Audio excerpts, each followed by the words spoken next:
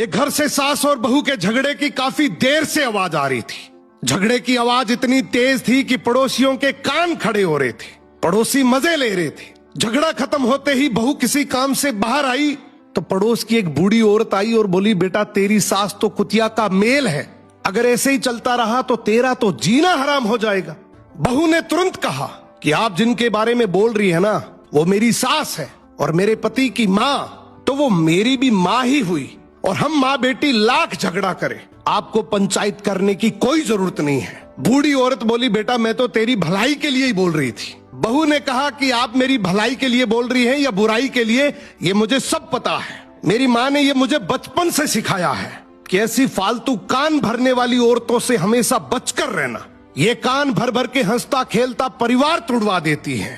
दादी सब समझ गई और बड़बड़ाते हुए वहां से चली गई। अब बहू जैसे ही घर आई अपनी सास को सारी बात बताई। ये सुनते ही सास की आंखों में आंसू आ गए।